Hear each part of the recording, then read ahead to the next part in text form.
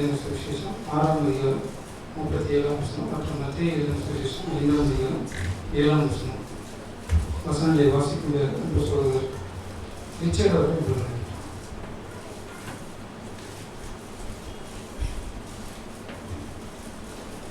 இன்றைய பாடத்திற்கான ஆதார வசனம் மத்தேயு 5ஆம் அதிகாரம் 7வது வசனம். இரக்கமுள்ளவர்கள் பாக்கியவான்கள், அவர்கள் இரக்கம் பெறுவார்கள். மற்றும் லூக்கா 6ஆம் அதிகாரம் 37வது வசனம். மற்றவர்களை குற்றவாளிகள் என்று தீர்க்காதீர்கள், அப்பொழுது நீங்களும் குற்றவாளிகள் என்று தீர்க்கப்படாதிருப்பீர்கள்.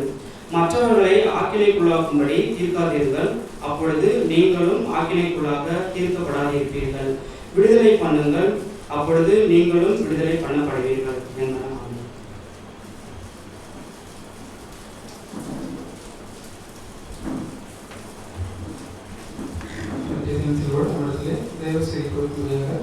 மதுரை டிடிஆர் புத்துராஜ் அவர்கள் வந்திருக்காங்க. நம்முடைய சபையின் அன்பி மாற்றத்தோடு நாம் தெரிவித்துக் கொண்டு இப்பொழுது நாம் வாசிக்க கேட்ட வேத வசனத்தின் அடிப்படையில் மன்னிப்பவர்கள் மற்றும் மன்னிப்பு பெறுகிறவர்கள் என்ற தலைப்பின் கீழாக தேவ செய்தி கொடுக்கும்படியாக நம்மளோட குரலை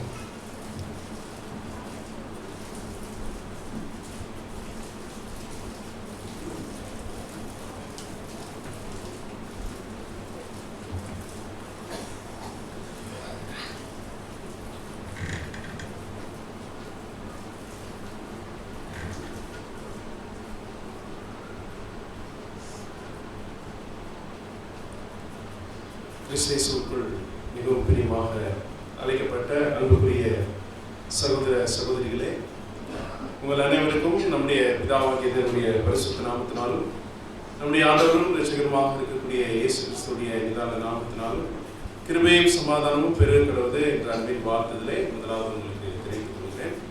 விசேஷமாக மதுரை மற்றும் கோயில்பட்டி சபையாருடைய அன்பின் வாழ்த்துக்களை கூட உங்களுக்கு நான் தெரிவித்துக் கொள்கிறேன். அநேக நாட்களுக்கு பின்பாக, மாதங்களுக்கு பின்பாக உங்களை எல்லாம் மீண்டும் முகமுகமாய் சந்தித்து அவருடைய திவ்ய மகத்துவமுள்ள வார்த்தைகளை பகிர்வதற்கு வாய்ப்பு தந்த நம்முடைய பிதாவாகிய தேவனுக்கு இரட்சகர் மூலியமாக துதியும் ஸ்தோத்திரங்களையும் ஏற்படுத்துகிறேன். அன்புக்குரிய சகோதரர்களே, நம்முடைய ஆண்டவராகிய இயேசு கிறிஸ்து மலை பிரசங்கத்தில் பேசின ஒரு வசனத்தை அடிப்படையாக வைத்து நம்ம இன்றைக்கு மன்னிப்பவர்கள் மற்றும் மன்னிப்பு பெறுகிறவர்கள் என்கிற தலைப்பில் வேதத்தில் இருக்கக்கூடிய ஒரு சில காரியங்களை நம்ம தியானிக்க போறோம். அன்புக்குரிய சகோதரர்களே, நம்முடைய குடும்பத்தில், நம்ம வேலை பார்க்குற இடத்துல, இந்த சமுதாயத்தில், சபையில் நாம் மன்னிப்பு, அதாவது மன்னிச்சிருக்கணும் அல்லது மன்னிப்பு பெற்றிருக்கணும். கரெக்டுங்களா?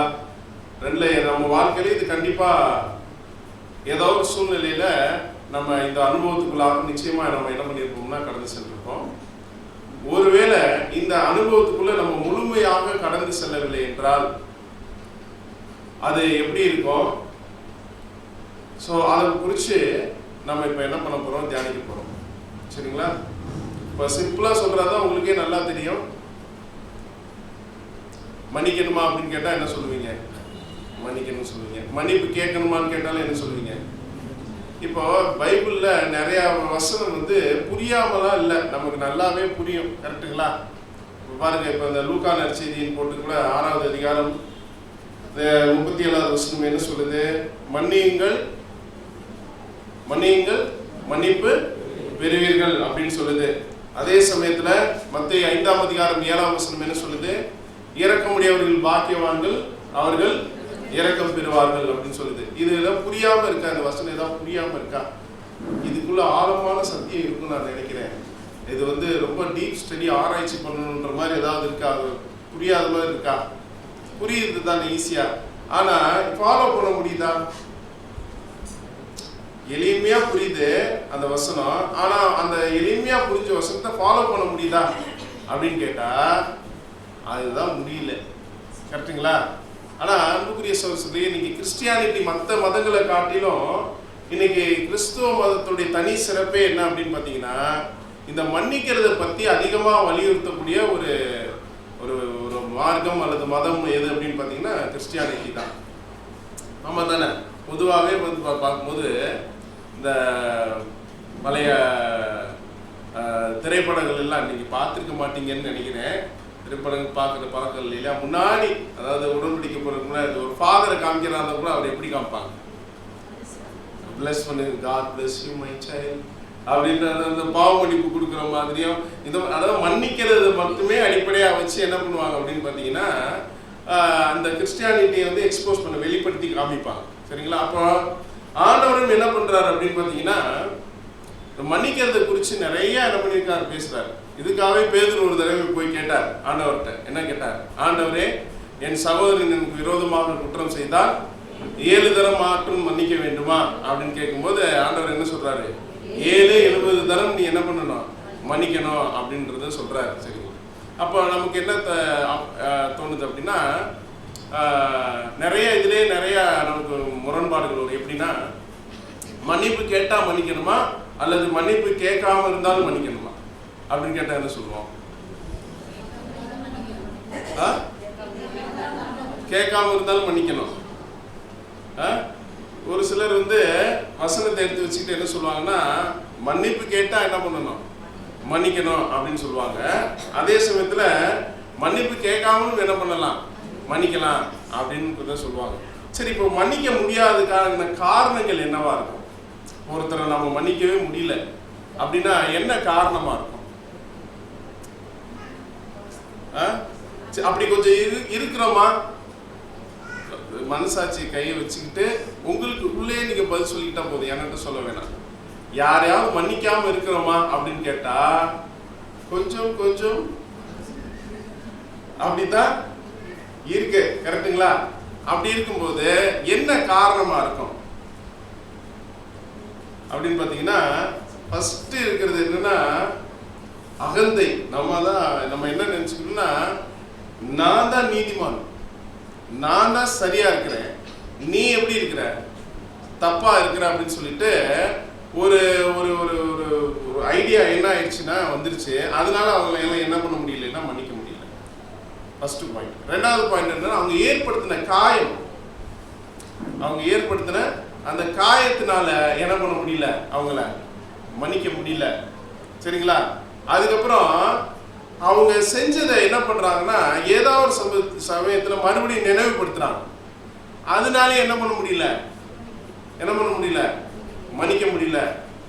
இன்னொரு பாயிண்ட் என்ன அப்படின்னு பார்த்தீங்கன்னா தேவன் நம்மளை மன்னிச்சிருக்கிறாரா, அதை நிறைய தடவை தேவனுடைய மன்னிப்பை மறந்து போயிடுறோம். அதனாலேயும் பிறரை என்ன பண்ண முடியல, நம்ம என்ன பண்ண முடியல, மன்னிக்க முடியல.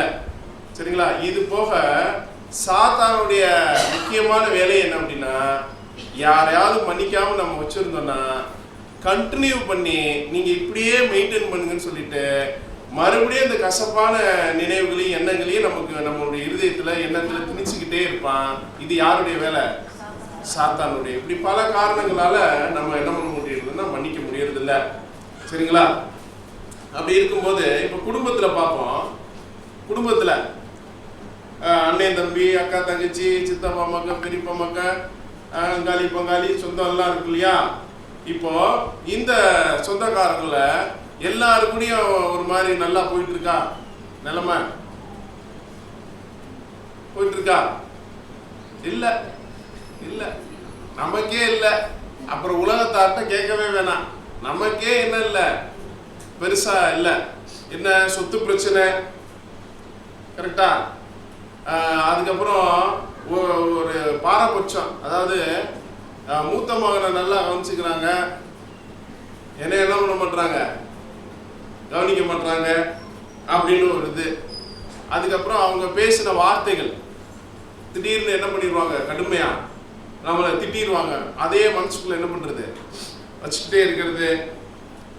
அதுக்கப்புறம் நான் எதனாலும் மன்னிச்சிருவேன், ஆனா எதை மட்டும் மன்னிக்க மாட்டேன் தெரியுமா? நம்ம வழக்கமா கொடுக்குற டயலாக், எதை மட்டும் மன்னிக்க மாட்டேன், செஞ்ச துரோகத்தை மட்டும் நான் என்ன பண்ண மாட்டேன், மன்னிக்கவே மாட்டேன் அப்படின்னா அப்போ துரோகத்தை என்ன பண்றது இல்லை, மன்னிக்கிறது இல்லை. இப்படி நிறைய சொல்லலாம். இது குடும்பத்துல. வேலை பார்க்குற இடத்துல இப்போ யோசேப்பை பொறுத்த வரைக்கும் குடும்பத்தில் தானே பிரச்சனை. யோசேப்புக்கெல்லாம் குடும்பத்தில் தானே பிரச்சனை. இப்போ பார்க்க போகிறோம், சரிங்களா? அதுக்கு அடுத்து வேலை பார்க்குற இடத்துல என்ன பிரச்சனை? வேலை பார்க்குற இடத்துல பொறாமப்படுவாங்க. அதுக்கப்புறம்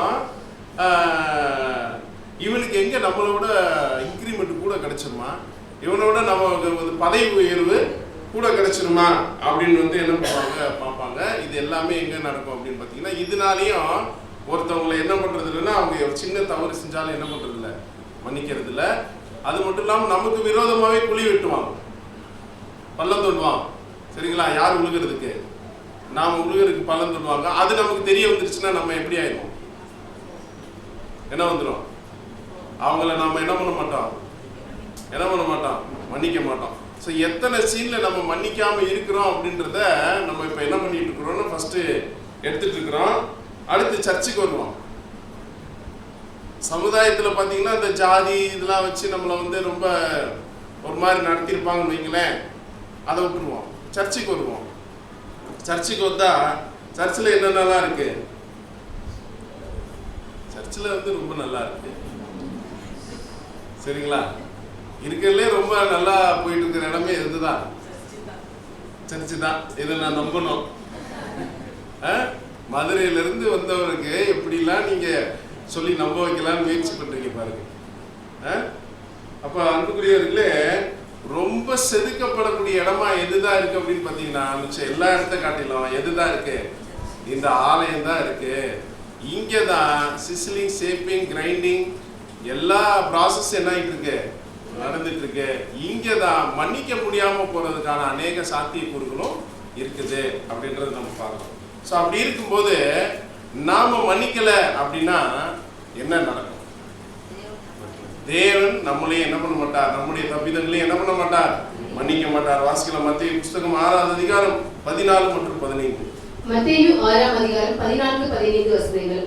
மனுஷருடைய தப்பிதங்களை நீங்கள் அவர்களுக்கு மன்னித்தால் உங்கள் பரமபிதா உங்களுக்கும் மன்னிப்பார். மனுஷருடைய தப்பிதங்களை நீங்கள் அவர்களுக்கு மன்னியாதிருந்தால் உங்கள் பிதா உங்கள் தப்பிதங்களையும் மன்னியாதிருப்பார். இப்போ ஒவ்வொன்றா போகிறோம். என்ன எப்படி போகிறோம் அப்படின்னு பார்த்தீங்கன்னா, ஒரு எலிமெண்ட்ரி ஸ்கூலில் ஒரு பிள்ளை படிக்கிற மாதிரி ஒவ்வொன்றா அந்த மன்னிப்பு பற்றி படிக்க போகிறோம், சரிங்களா? ஃபர்ஸ்ட்டு மன்னிப்பு என்றால் என்ன, சரிங்களா? மன்னிப்பு என்றால் என்ன அப்படின்னா உங்களுக்கு தெரியாது இல்லை. கடைசியாக இந்த பாடத்தை எடுத்து நீங்கள் என்ன பண்ணணும், அந்த நிலைமைக்கு வராதுன்னு நான் நினைக்கிறேன். மன்னிப்பு என்றால் என்ன அப்படின்னு பார்த்தீங்கன்னா, செஞ்ச தவற போய் சம்பந்தப்பட்டவர்கிட்ட சொல்லி என்ன பண்ணணும், மன்னிக்கும்படி கேட்கணும், சரிங்களா? ஆனால் சிலர்கிட்ட போய் செஞ்ச தவற போய் சொல்றதுக்கு என்னவா இருக்கும், மனசு என்ன பண்ணாது, இடம் கொடுக்காது. அதனால இந்த மன்னிப்பு கேட்கிற ப்ராசஸ் அப்படின்றதே வாழ்க்கையில் நடக்காது. எத்தனை வருஷமா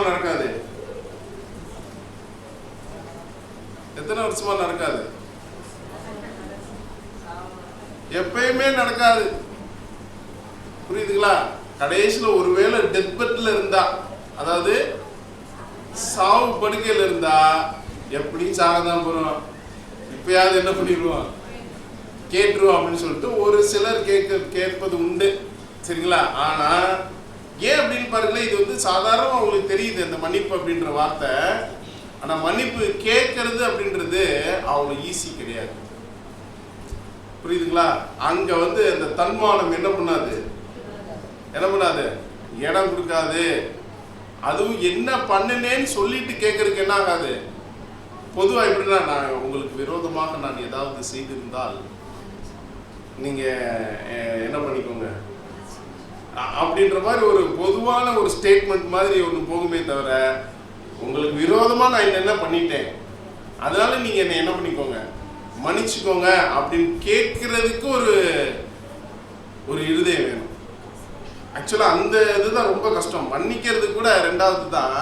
அந்த மன்னிப்பு கேட்கறதுக்கு ஃபர்ஸ்ட் இந்த தயாராகிறோம் பார்த்தீங்களா, இது ரொம்ப முக்கியம், புரியுதுங்களா? பாருங்க, இதே தான் இப்போ நம்ம ஏன் இந்த தன்மானம் விட்டு கொடுக்காது அப்படின்னு பார்த்தீங்கன்னா, இப்போ உங்களோட ஒரு சின்னவங்ககிட்ட போய் உங்களை மன்னிப்பு கேட்க சொன்னா கேட்பீங்களா? கேட்போமா? உங்களோட ஒரு சின்னதுன்னா நீங்க ஒரு ஐடியா வச்சுப்பீங்க, எல்லாம் நேற்று வந்து பையன் அப்படின்ற மாதிரி ஒரு ஐடியாவில் வச்சிருப்பீங்க இல்லையா? அவன்கிட்ட போய் மன்னிப்பு கேட்க முடியுமா? ஆனா என்ன நடந்துச்சுன்னு பார்த்தீங்கன்னா, யோசேப்புடைய வாழ்க்கையில அவருடைய அண்ணன்மார்கள் கடைசியில் கண்டுபிடிச்சிட்டாங்க. யாரு? யோசேப்பு என்ன பண்றாங்க? கண்டுபிடிச்சிட்டு அதாவது கண்டுபிடிக்கிற அந்த சிச்சுவேஷன் தான். அப்போ என்ன சொல்றாங்கன்னா, வாசிக்கலாம் ஆதியாகமம் 50வது அதிகாரம் 17வது வசனம். ஆதியாகமம் 50வது அதிகாரம் 17வது வசனம். ஆகையால் உம்முடைய தகப்பனாருடைய தேவனுக்கு ஊழியக்காரராகிய நாங்கள் செய்த துரோகத்தை மன்னிக்க வேண்டும் என்று அவனுக்கு சொன்னார்கள். அவர்கள் அதை யோசேப்புக்கு சொன்னபோது அவன் அழுதான். இப்ப பாருங்க, அன்னைமார்கள்லாம் போய் தம்பிக்கிட்ட மன்னிப்பு கேட்கணும். அவங்க இது விட்டு இடம் கொடுக்குமா? என்னன்னா நீ என்ன தம்பி, என்ன நீ என்ன பெரிய ஆளா கூட இருந்துட்டு போ அப்படின்னு இருக்கும். ஆனா மன்னிப்பு கேட்க சொல்லுமானா, ஆனா இவங்க போய் என்ன பண்றாங்கன்னா மன்னிப்பு கேட்கறாங்க. என்ன சொல்லி மன்னிப்பு கேட்கறாங்கன்னா, நாங்க செஞ்ச துரோகத்தை என்ன பண்ணணும், மன்னிக்கணும். ஆக்சுவலா இந்த சீனுக்காக தான் வெயிட் பண்ணிக்கிட்டே இருக்காரு. யாரு? யோசேப்பு. அண்ணன்மார்கள் வந்து இந்த மாதிரி ரியலைஸ் பண்ணுவாங்களான்னு தான் வெயிட் பண்ணிக்கிட்டே இருக்காரு. அதனால தான் இந்த டெஸ்ட் வச்சுக்கிட்டே இருக்கிறாரு. இந்த வெள்ளி பாத்திரத்தை தூக்கி சாக்கு பையில போட்டது, இதெல்லாம் வந்து அந்த ஃபீலிங் வருதா அப்படின்னு பார்க்கறதுக்கு தான் பார்க்குறாரு. கரெக்டாக இந்த சகோதரர்கள் வெளிப்படுத்தும் போது யோசேப்பு அவர்கள் அதை யோசேப்பு சொன்னபோது அவன் அழுதான். அது ரொம்ப சத்தமாக என்ன பண்ணியிருக்கிறாரு, அழுந்திருக்கிறாரு. யாராவது வந்து நம்மகிட்ட மன்னிப்பு கேட்கும் போது நம்ம அழுது இருக்கிறோமா? மன்னிப்பா செஞ்சது செஞ்சு விட்டு எப்படி வந்து நிக்கிறான். இப்படி மனநிலை போகுதா, அழுக வருதா? கடைசியில் வந்து இப்படி வந்து மன்னிச்சுக்கன்னு கேட்குறாப்புல. சரி சரி சரி பிரதர், சரி சிஸ்டர், சரி கொடுங்க, சரி மன்னிப்புலாம் கொடுங்க அப்படின்னு சொல்லிட்டு போறோம். என்ன அழுக வருதா வரலையா? சுத்து போட்டாலும் வராது.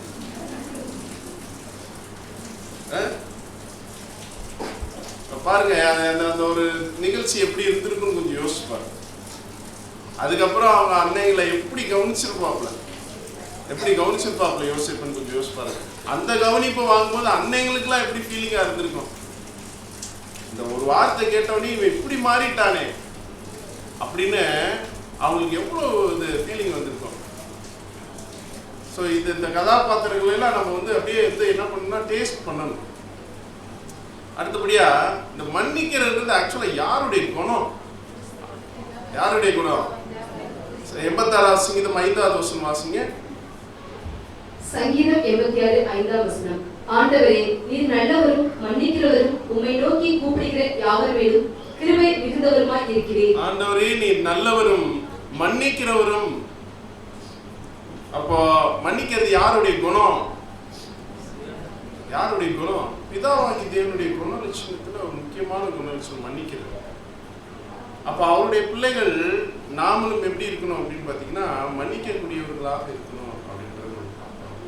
சரிங்களா? மன்னிப்பினுடைய பிரின்சிபல் பாலிசி என்ன? மன்னிப்பினுடைய பாலிசி என்ன? இது உங்களுக்கு கொஞ்சம் புரிஞ்சு கொள்ள முடியாத அளவுக்கு இருக்கும் இந்த கேள்வி. மன்னிக்கிறதுடைய கொள்கை என்ன அப்படின்னு பாத்தீங்கன்னா, எந்த மனநிலையில போய் மன்னிப்பு கேட்கறதுன்றது தான், வேற ஒன்றும் இல்லை.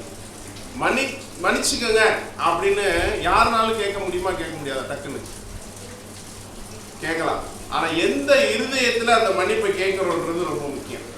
சரிங்களா? இப்போ தாவீது மன்னிப்பு கேட்டார். எப்படி கேட்டார்? தேவன்கிட்ட எப்படி கேட்டார்? முழு மனசோட அவர் வந்து என்ன கேட்டார்? எப்படி கேட்கிறாருன்னா, பாவம், அக்கிரமம், மீறுதல் அப்படின்னு இருக்கு. இந்த 3 வார்த்தைகளுமே பயன்படுத்தி தாவீது என்ன பண்ணார்னா கேட்டார்.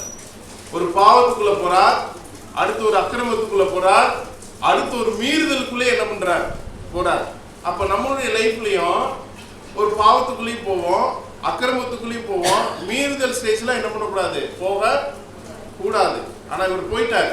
போயிட்டு இப்ப என்ன கேட்கிறாரு, கர்த்தாவே என் அக்கிரமம்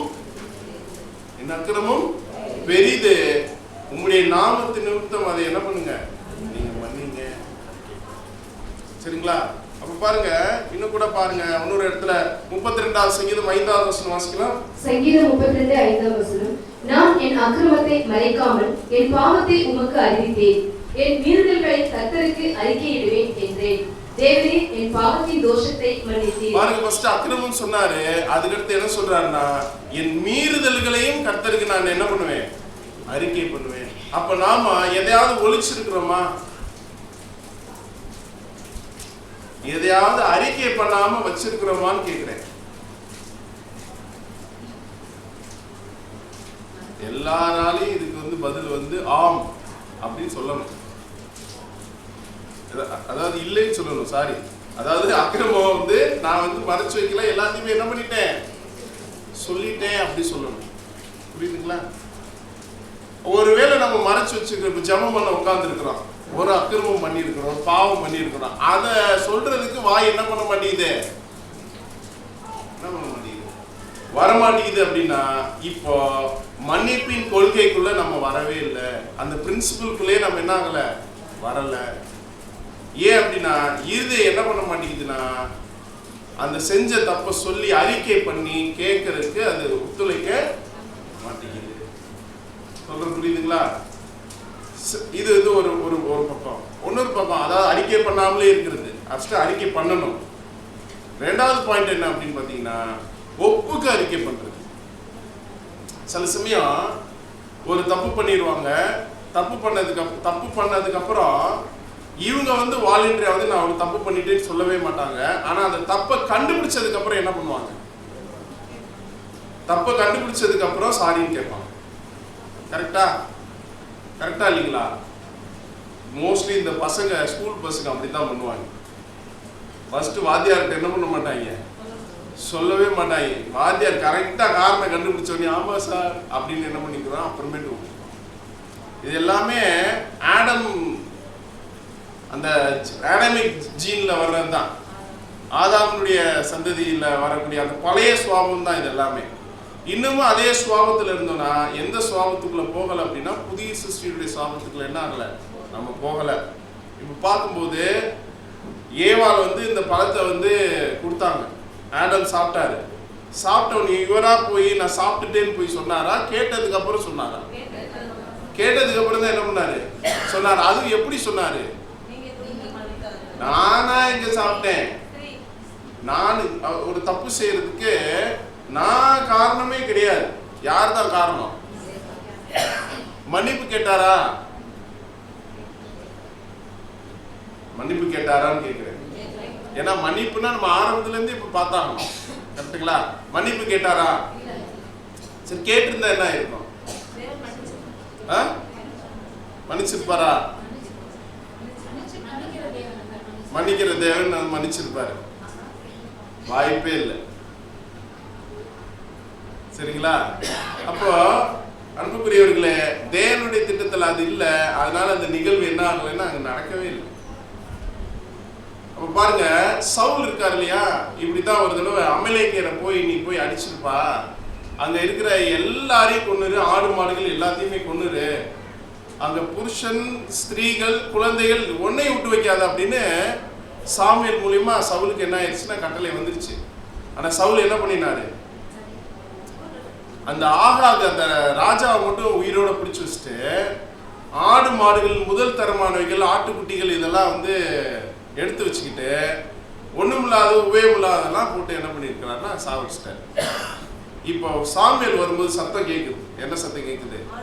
ஆடு மாடு சத்தம்லாம் கேட்குது. என்னப்பா சவுல் ஆடு மாடு சத்தம் கேட்குது அப்படின்னா, தேவனுக்கு பலி கொடுக்கறதுக்காக நான் இல்லை, இந்த ஜனங்கள் கொஞ்சம் எடுத்து வச்சிருக்காங்க அப்படின்னு என்ன பண்றாரு, இப்போ மாத்துறாரு. இப்போ உன்னை ராஜாவாக்குனது தேவனுக்கு விசனமா இருக்குன்னு சொன்னதுக்கு அப்புறம் தான் என்ன சொல்றாரு அப்படின்னு பாத்தீங்கன்னா, இப்போதும் நீர் என் பாவத்தை மன்னித்து நான் கர்த்தரை பணிந்து கொள்ளும்படி. இவர் கிளம்பிட்டார் சாமுவேல், நீ உன்னை வேஸ்ட் நீ அப்படின்ற மாதிரி கிளம்பும்போது இப்போ என்ன கேட்குறாரு? மன்னிப்பு கேட்குறாரு. இப்போ நீங்கள் என் பாவத்தை என்ன பண்ணணும்? மன்னிக்கணும். 1 சாமுவேல் புஸ்தகம் 15:25 வாசிக்கணும். அப்போ கொள்கை என்ன? மன்னிப்புடைய கொள்கை என்ன? எந்த மனநிலையில ஃபர்ஸ்ட் அறிக்கை கம்பல்சரியா அறிக்கை பண்ணணும். சகோதரனுக்கு விரோதமா செஞ்சிருந்தாலும் அறிக்கை பண்ணணும், தேவனுக்கு விரோதமா செஞ்சிருந்தாலும் அறிக்கை பண்ணணும். ரெண்டாவது பாயிண்ட் என்னன்னா, அது எந்த மனநிலையில அறிக்கை பண்றோம்? உண்மையா ரியலைஸ் பண்ணி அறிக்கை பண்றோமா? வெறுமனே இந்த இடத்துல நம்ம ஒப்புரவாகணும், வேற வழி இல்லை, நம்ம என்ன பண்ணி ஆகணும், மன்னிச்சுக்கணும்னு கேட்டுதான் ஆகணுன்றதுக்காக மன்னிப்பு கேட்கிறோம். இதுதான் மன்னிப்பினுடைய கொள்கை. சரிங்களா? சரி, ரைட். அதுக்கு அடுத்த கேள்வி என்னன்னா, எது முதல்ல, மன்னிக்கிறதா மன்னிப்பு கேட்கிறதா? எது முதல்ல நடக்கணும்? மன்னிப்பு கேட்கிறதா? தப்பே செய்யலை அப்படின்னா, இப்ப நாம தப்பே செய்யல, சரிங்களா? மன்னிக்கிறதா மன்னிப்பு கேட்கிறதா? ரெண்டு நிகழ்வுல எது முதல்ல நடக்குதோ அதை உடனே என்ன பண்ணணும்னா செஞ்சிடணும். இப்ப என்ன நினைச்சிடக்கூடாது அப்படின்னா, இப்போ நம்ம தப்பு செஞ்சிருந்தா நம்ம மன்னிப்பு கேட்டுடணும். ஒருத்தர் நமக்கு விரோதமா தப்பு செஞ்சிருந்தா நாம முதல்ல என்ன பண்ணிடணும்? அவங்கள மன்னிச்சிடணும்.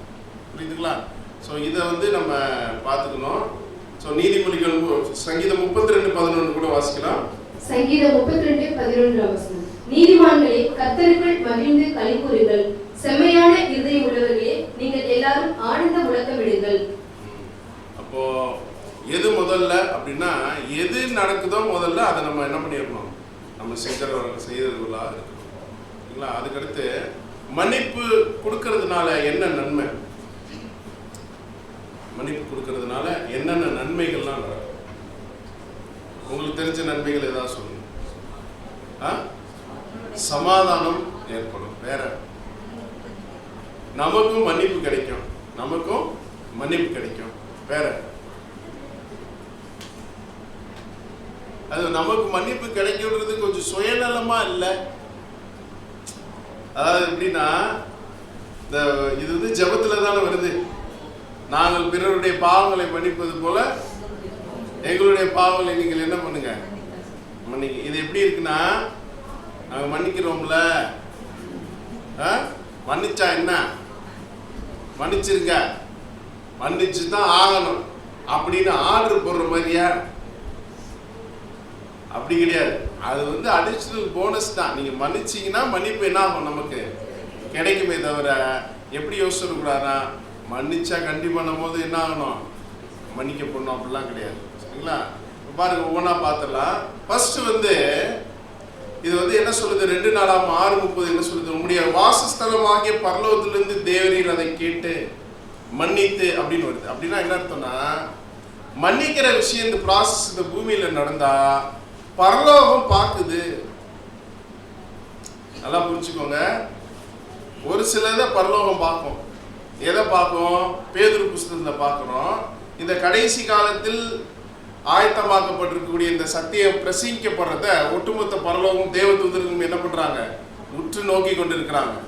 அது போல மன்னிக்கிற விஷயம் இந்த பூமியில நடந்துச்சுன்னா பரலோகம் பார்க்குவத. ஏன் அப்படின்னா, அன்புக்குரிய சகோதரர்களே, ஒட்டுமொத்த மனுக்குலத்தையும் பாவத்தை மன்னிப்பதற்காக ஒரு நிகழ்வு நடந்துச்சு யோர்தான் ஆற்றங்கரையில. இந்த நிகழ்வை ஒட்டுமொத்த பரலோகம் என்ன பண்ணுச்சுன்னா உற்று பார்த்துச்சு. இது உலக ஜனம் மற்றும் அனைவருடைய பாவத்தை மன்னிக்கக்கூடிய ஒரு நிகழ்வு. கரெக்டுங்களா? அதனாலதான் வானத்திலிருந்து ஒரு சத்தம் உண்டாகி, இவர் என்னுடைய நேசகுமாரன் அப்படின்னு என்ன பண்ணுச்சு அப்படின்னா கேட்டுச்சு அப்படின்னு பாருங்க. அப்போ பிரியமானவர்களே, ஃபர்ஸ்ட் நம்ம மன்னிக்கிறதுனால என்ன ஆகுது அப்படின்னு பார்த்தீங்கன்னா, ஒட்டுமொத்த பரலோகமும் உன்னுடைய பார்வையும் யார் மேல வருது அப்படின்னா நம்ம மேல வருது. ரெண்டாவது, சகோதரி சொன்ன மாதிரி மன்னிக்கிறவங்களுக்கு என்ன கிடைக்கும் அப்படின்னா மன்னிப்பு கிடைக்கும். நம்ம இந்த வசனத்தை ஏற்கனவே என்ன பண்ணிட்டோம், படிச்சிட்டோம். அடுத்தபடியா என்ன நன்மை, மன்னிப்பு வழங்குவதில் என்ன நன்மை அப்படின்னு பார்த்தீங்கன்னா, தேவன் மன்னிக்கக்கூடிய குணலட்சணத்தில் இருக்கிறதுனால அதே குணலட்சணத்துக்குள்ள யார் வளர முடியும் அப்படின்னா நாம வளர முடியும். இல்லாவிடில் தேவனுடைய குணலட்சணத்துக்குள்ள என்ன பண்ண முடியாது, வளர முடியாது. 1 யோவான் 2:12 வாசிக்கலாம். 1 யோவான் 2:12 பிள்ளைகளே, அவருடைய நாமத்தின் நிமித்தம் உங்கள் பாவங்கள் மன்னிக்கப்பட்டிருக்கிறதினால் உங்களுக்கு எழுதுகிறேன். பிள்ளைகளே, அவர் நாமத்தின் நிமித்தம் உங்கள் பாவங்கள் மன்னிக்கப்பட்டிருக்கிறதுனால் அவைகளை என்ன பண்றேன் உங்களுக்கு எழுதுறேன். அப்ப பாருங்க, 5th வால்யூம்ல என்ன பார்க்கிறோம்? தேவனுக்கும் மனிதனுக்கும் இடையே உள்ள அந்த ஒரு அட்டோன்மெண்ட். அதை பார்க்கும்போது என்ன சொல்றாருன்னா, because he paid the penalty which was the full satisfaction of justice அப்படின்னு சொல்றாரு. தேவனுடைய முழு நீதியையும் இயேசு கிறிஸ்து என்ன பண்ணிட்டு இருக்கிறார் அப்படின்னு பார்த்தீங்கன்னா நிறைவேற்றி தீர்த்துட்டார். இதனால நம்முடைய பாவங்கள் முழுவதும் என்ன பண்ணப்பட்டுச்சு அப்படின்னு பார்த்தீங்கன்னா மன்னிக்கப்பட்டுச்சு. இது எப்படின்னா 10,000 தாலந்து கடை வாங்கின மாதிரி நாம வாங்கி நம்ம 10,000 தாலந்து பணம்னா எவ்வளவு பணம் தெரியுமா? ஆண்டவர் சொல்லுவார்ல, மத்தேயு 18ஆம் அதிகாரத்தில் ஒரு உண்மை சொல்லுவார். ராஜாவுக்கு ஒருத்தன் எவ்வளவு கடன் பட்டிருந்தான்? 10,000 தாலந்து பணம் கடன் பட்டிருந்தான். அதை அவனால என்ன பண்ண முடியும்? அது பெரிய பெரிய ஹியூஜ் மணி. அது அவனால என்ன பண்ண முடியலன்னா அடைக்க முடியல. ராஜா அவனை கூப்பிட்டு அந்த கடனை என்ன பண்ணிருக்கிறாரு? மன்னிச்சு அனுப்பிச்சுட்டாரு. இவன் போகும்போது இவன் வேலைக்காரில் ஒருத்தன் வெறும் 100 வெள்ளி வாங்கியிருக்கான். அவனாலேயும் இவன்கிட்ட அந்த பணத்தை கட்ட முடியல. அவனை பார்த்து அவனை பிடிச்சி அவன் கழுத்தை நெரிச்சு அவனை என்ன பண்ணிருக்கான்னா ஜெயிலில் போட்டிருக்கான். இது யாருக்கு தெரிய வருது? ராஜாவுக்கு தெரிய வரும்போது, ஏன்னா நான் அவனுடைய 10,000 தாலந்து பணத்தை என்ன பண்ணிருக்கிறேன்? மன்னிச்சிருக்கிறேன். நீ ஒரு 100 வெள்ளி என்ன பண்ணல? மன்னிக்கல. இப்ப அதே மாதிரிதான் நம்முடைய ஒட்டுமொத்த பாவத்தையும் அவர் என்ன பண்ணிட்டார்? மன்னிச்சிட்டாரு. ஆனா இப்ப நாம ஒன்னொருத்தருடைய பாவத்தை மன்னிக்கிறதுக்கு தயாரா இல்லையா? அப்ப பாருங்க, அவருடைய குணலட்சணத்துல நாம என்ன பண்ண முடியும் அப்படின்னா வளர முடியும். 3வது என்னன்னா, மன்னிக்கிறதுனால வரக்கூடிய நன்மை என்ன அப்படின்னு பார்த்தீங்கன்னா அவங்கள ஆதாயப்படுத்த முடியும். யாருக்குள்ள ஆதாயப்படுத்த முடியும்? கிறிஸ்துக்குள்ள தேவனுக்குள்ள அவங்கள என்ன பண்ண முடியும்? ஆதாயப்படுத்த முடியும். முழு மனசோட அன்பு செலுத்த முடியும். இல்லாட்டினா இதை ஒரு மன்னிப்பு நிகழ்வு நடக்காம இருக்குன்னு வச்சுக்கோங்க, ஒரு முழு மனசோட அவங்கள சிநேகிக்கூடிய நிகழ்வு நடக்குமா? நடக்குமா? நடக்காது. புரியுதுங்களா? மனசுக்குள்ள ஒரு சஞ்சலம் இருந்துகிட்டே இருக்கும். 2 நாளாகவும் 7:14 வாசிக்கலாம். 2 நாளாகவும் 7ஆம் அதிகாரம் 14 வசனம். என் நாமம் தரிக்கப்பட்ட என் ஜனங்கள் தங்களை தாழ்த்தி ஜெபம் பண்ணி என் முகத்தை தேடி தங்கள் பொல்லாத வழிகளை விட்டு திரும்பினால் அப்பொழுது பரலோகத்தில் இருக்கிற நான் கேட்டு அவர்கள் பாவத்தை மன்னித்து அவர்கள் தேசத்துக்கு க்ஷேமத்தை கொடுப்பேன். பாருங்க, இது யார் பண்ண ஜெபம்? யார் பண்ண ஜெபத்துக்கான பதில் அப்படின்னு பார்த்தீங்கன்னா, சாலமோன் தேவாலயத்தை கட்டும்போது அவரை அந்த கட்டி முடிச்ச பின்னாடி ஒரு ஜெபம் பண்ணுவார்.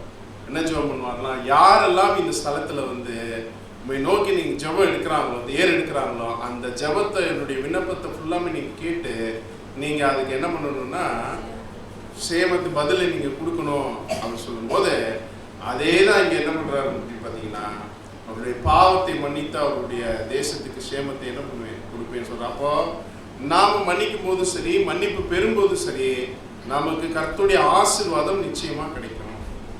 புரியுதுங்களா? 4வது பாயிண்ட் என்னன்னா, ஆக்சுவலாக மன்னிக்கிறது நம்மளுடைய டியூட்டி. நம்முடைய மூத்த சகோதரர் என்ன எழுதுறாருன்னா, ரீஃபரன்ஸ் நம்பர் 5134 வாசிக்கலாம். புதிய சிருஷ்டிகளாகிய நாம் மன்னிப்பு கேட்கும் மற்றவர்களுக்கு மன்னிப்பது நம்முடைய கடமை. கிறிஸ்து நம் மீது மனமிருக்க வேண்டும் என்று நாம் விரும்புவது போன்று நாமும் ஒருவர் மீது ஒருவர் மனம் இரக்கம் கொண்டிருக்க வேண்டும். அப்போ ஒருத்தருக்கு மன்னிப்பு கேட்கும் போது நம்ம கண்டிப்பா என்ன பண்ணணும்? மன்னிக்கணும். சரிங்களா? ஆனா பக்கத்துல ஒருத்தர் சொல்லுவாரு, அவர் என்ன மன்னிப்பா கேட்டாரு, சும்மா ஒப்பு கேட்கிறாரு, உங்களுக்கே தெரியலையா, பார்த்தா தெரியலையா, நீங்க கண்டுபிடிச்சிருப்பீங்களே அப்படின்னு. உடனே நம்ம மனசு என்ன ஆகும்? ஆமா, அவர் வந்து எப்படிதான் கேட்டாரு, ஒப்புக்கு தான் கேட்டாரு அப்படின்னு சொல்லி நம்ம இதுல என்ன பண்ணாத, அவரை என்ன பண்ணாத மன்னிக்க. சரி, ஒப்புக்கு கேட்டாரா உண்மையா கேட்டாருன்னு யாருக்கு தெரியும்? தேவனுக்கு தெரியும். அந்த இடத்த நம்ம எடுக்க வேண்டிய அவசியம் இல்லை. அவர் எப்படி கேட்டாலும் சரி, ஒப்பு கேட்டாலும் சரி, அப்படியே உண்மையாக கேட்டாலும் சரி, அதாவது அது ஆக்சுவலாக நமக்கு தெரியாது, இருதயத்துக்குள்ள இருக்கிறது நமக்கு தெரியுமா? தெரியாது. அப்ப நாம என்ன பண்ணக்கூடாதுன்னா, மன்னிப்பு கேட்கும்போது இந்த ஜட்ஜ்மெண்ட் போகக்கூடாது. மன்னிப்பு கேட்டா உடனே என்ன பண்ணணும்? மன்னிக்கணும். அதாவது மன்னிச்சிருவாங்க. சில சமயம் எப்படி தெரியுமா இருக்கும்? போன வருஷம் அக்டோபர் மாதம் 10ஆம் தேதி காலையில் 9:30 மணிக்கு வெள்ளை சட்டை போட்டிருந்தேன். அன்னைக்கு வந்து மன்னிப்பு கேட்டேன். அது இந்த காரணம் சொன்னேன், இந்த பாவம் பண்ணியிருந்தேன் எனக்கு விரோதமா, நான் தான் போனா போட்டுன்னு அவனை என்ன பண்ணேன். இது பேர் மன்னிப்பா? அதாவது இப்போ எந்த நாள் கிழமை டயம் எனக்கு போட்டிருந்த சட்டை காலையில் என்ன சாப்பிட்டோம். ஆக்சுவலாக மன்னிக்கிறதுனா என்னதுன்னா மறக்கிறது. சரிங்களா? மறந்தே போயிடும். அது என்ன பண்ணாருன்னு என்ன ஆயிடும், உண்மையிலே மறந்துடும். நீங்க அந்த மாதிரிலாம் யாரையா மன்னிச்சிருக்கீங்களான்னு எனக்கு தெரியல. உண்மையிலே மறந்து போயிடும். அவன் செஞ்ச தப்பு மறந்தே போயிடும். அவரா யான் பிரதர் அண்ணன் இருந்தாலும் உங்களுக்கு பெரிய மனுஷன் பிரதர், அன்னைக்கும் மன்னிச்சிங்க இன்னைக்கும் இந்த இதை மன்னிக்கிறீங்க சொல்லும் போது தான் என்ன ஆகும், என்ன ஆகும் நமக்கு? ஆமா அட பாவி அப்படின்னு அதுக்கப்புறம் என்ன பண்ணுவோம், நம்ம சொல்லுவோம். புரியுதுங்களா? அதனால நம்ம என்ன பண்ணணும்னா, மன்னிப்பு கேட்டா என்ன பண்ணிருக்கோம்? மன்னிச்சிடணும். எபேசியர் 4:32 வாசிக்கிறோம். எபேசியர் 4:32 ஒருவருக்கொருவர் தயவாயும் மன உருக்கமாயும் இருந்து கிறிஸ்துவுக்குள் தேவன் உங்களுக்கு மன்னித்தது போல நீங்களும் ஒருவருக்கொருவர் மன்னியுங்கள். கிறிஸ்துவுக்குள் தேவன் உங்களுக்கு மன்னித்தது போல. இப்ப நம்ம கேட்டு மன்னிப்பு கொடுத்தாரா கேட்காம கொடுத்தாரா? எப்படி கொடுத்தாரு? நம்ம மன்னிப்பு கேட்டோமா? ஆதாமின் பாவத்திலிருந்து எங்களை என்ன பண்ணுங்க, மீட்டு எங்களை மன்னிக்க வேண்டும் ஏதாவது கேட்டோமா? கேட்கல, ஆனா கொடுத்தாரு. அப்போ நாமளும் என்ன பண்ணணும்? மன்னிப்பு கேட்டா மன்னிப்பு கொடுக்கணுமா? கேட்காமலே கொடுக்கணுமா? கேட்காம கொடுத்துட்டா யாருக்கு நன்மை அப்படின்னா, அவருக்கு நன்மையோ இல்லையோ நமக்கு தான் நன்மை. என்ன நன்மை அப்படின்னா, மன்னிச்சுட்டாங்கன்னா அவங்க முகம் எப்படி இருக்கும் அப்படின்னு இப்போ பார்க்க போறோம். சரிங்களா? ஆக்சுவலா மன்னிக்கிறவங்களுக்கு என்னெல்லாம் இருக்காது அப்படின்னா, சுகர் இருக்காது, பிபி இருக்காது, டிப்ரெஷன் இருக்காது, ஹார்ட் ப்ராப்ளம் வராது, கிட்னி ப்ராப்ளம்லாம் வராது. டாக்டரான்னு கேட்குறாரு. சரிங்களா? இந்த புண்ணியம் எதுவோ புகழ் எதுவோ அதையே சிந்தித்து கொண்டிருங்கள் அப்படின்னு சொல்றாரு இல்லையா? இது மாதிரி தான் மன்னிச்சிட்டோம். அவர் கேட்கிறாரு, கேட்கல, மன்னிச்சிட்டேன் உங்களை அப்படின்னு சொல்லிட்டு மனசார அவர்கிட்ட கூட சொல்ல வேண்டாம், மனசார அவர் மன்னிச்சிட்டோம் அப்படின்னு வச்சுக்கோங்களேன். நம்ம முகம் இப்படி இருக்கும். மன்னிக்கலைன்னா எப்படி இருக்கும்? எப்படி இருக்கும்? மூச்சியை பாருன்ற மாதிரி எப்படி இருக்கும் அப்படின்னு பார்த்தீங்கன்னா, நீங்க பாருங்க, மன்னிக்காதவங்க வந்து உட்கார்ந்தாங்கன்னா எப்படி உட்கார முகம் எப்படி இருக்கும் நமக்கு தெரியாதா? ஒருத்தர் மன்னிக்கவே இல்லை, அவர்கிட்ட வந்து உட்காரனா எப்படி உட்காருவாரு? இப்படிதான் இருப்பார். சரிங்களா? அப்ப என்ன ஆகாது அப்படின்னு பாத்தீங்கன்னா, அந்த முகத்துல அந்த ஒரு மலர்ச்சி என்ன ஆகாது, வராது. இறுக்கமாவே இருந்து இருந்து இருந்து இருந்து பழகிருப்பாங்க. ஒரு இறுக்கத்தோடையே இருப்பாங்க எப்ப பார்த்தாலும். அந்த இறுக்கத்தோட இருக்கும்போது முகமே என்ன பண்ணிடுவான், காட்டி கொடுத்துரும். அகத்தின் அழகு, இந்த பழமொழிலாம் நல்லா தெரியும், எல்லாமே தெரியும். இப்ப நான் இப்ப இருக்கிறதுலாம் வந்து ஒரு ஒரு ரொம்ப ரொம்ப பேசிக்கான ஒரு விஷயம் தான் மன்னிப்பு அப்படின்ற ஒரு விஷயம். ஆனா செய்யறது தான் ரொம்ப கஷ்டம். ஈஸியா தெரியும். சரிங்களா? பாருங்க, நம்முடைய சமூகம் கூட என்ன எழுதுறாருன்னா, நாம் அனுதாபமற்றவர்களாகவும் கடுமையானவர்களும் ஒருவேளை காணப்பட்டால், ஒருவேளை இவர்கள் நீதியின் விஷயங்களை தங்கள் சகோதரர்களை கடுமையாக கையாளுவார்கள், பரமபிதாவும் இவர்களை அப்படியே கையாளுவார். கடுமையா முதல்ல என்னங்க இருந்துச்சு? ஆதாம் தப்பு செஞ்சபோது அன்பா நீதியா எது வெளியில வந்துச்சு? நீதி. அப்ப நாம என்னதான் செய்யணும்? எதுதான் செய்யணும்? நீதி செய்யணும். ஆனா ஒரே ஒரு விஷயத்தை எல்லாரும் மறந்துடுறாங்க, நீதி செஞ்சுட்டு அப்படியே விட்டுட்டு போயிடுறாங்க. அடுத்து தேவன் நீதி செஞ்சுட்டு அப்படியே விட்டுட்டு போல, தேவன் தன் குமாரனே கொடுத்து இதே விழுந்து போன மனுக்குலத்தின் மீது அன்பை காமிச்சார். நல்லா புரிஞ்சுட்டீங்களா? நம்ம ஒரு பார்ட்டை மட்டும்தான் எப்பவுமே செய்யறோம். அன்புக்குரிய சகோதரர்களே, இன்னொரு பார்ட்டை செய்யறதே கிடையாது. மறந்து போயிடுறோம், விட்டுட்டு போயிடுறோம், கை விட்டுறோம், அசட்டை பண்ணிடுறோம், உதாசீனப்படுத்திடுறோம். ஏன்னா அவர் தான் தப்பு செஞ்சிருக்காரு, அவர் தப்பானவர், இந்த சகோதரி தப்பானவங்க, அவ்வளவுதான். ஜட்ஜ்மெண்ட் நீதினா நீதி பிரதர், நீதி அதெல்லாம் கரெக்டு தான். அன்பு எப்ப காமிக்கிறது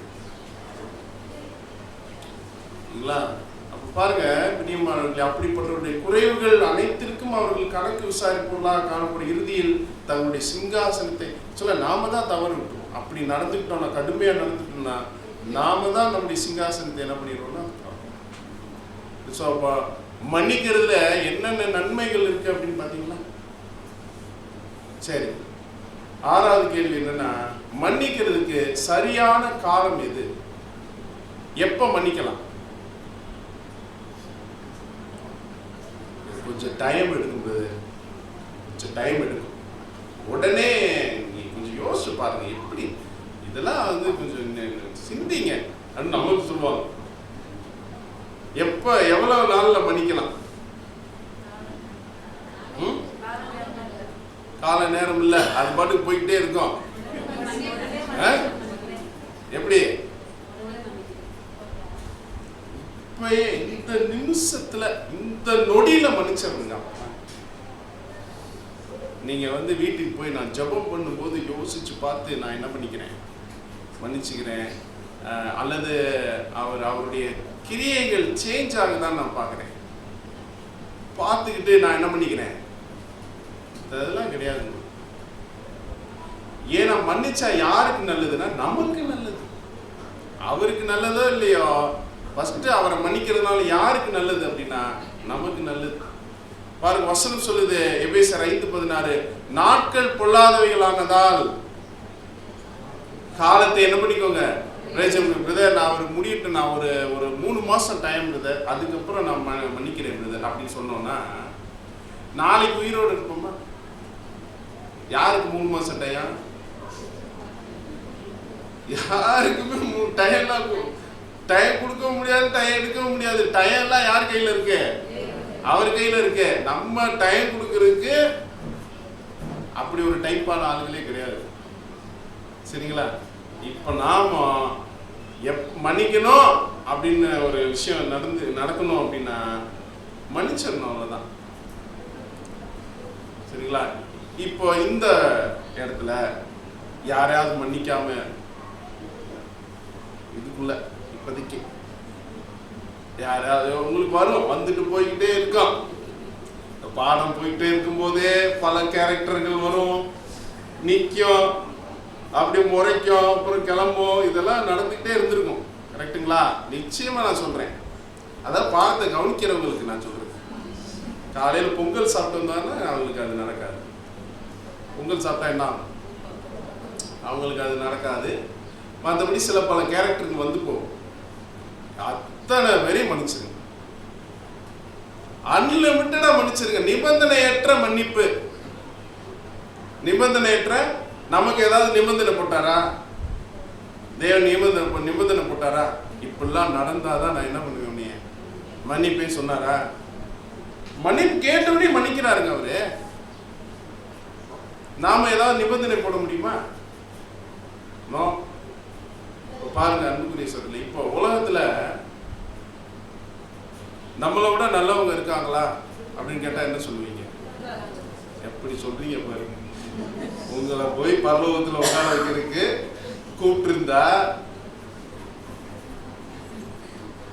அப்ப நம்மளை விட ஒத்துக்கணுங்க, ஒத்துக்கணும். மனசார என்ன பண்ணணும்?